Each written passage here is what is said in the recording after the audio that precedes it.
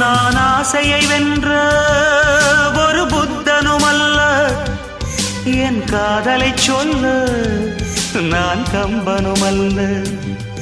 உன் காது கடித்தேன் நான் கனவினில் மெல்ல, இன்று கட்டி அணைத்தேன் இது கற்பனை அல்ல. அடிமனம் தவிக்கும் அடிக்கடி துடிக்கும் ஆசையை திறகிவி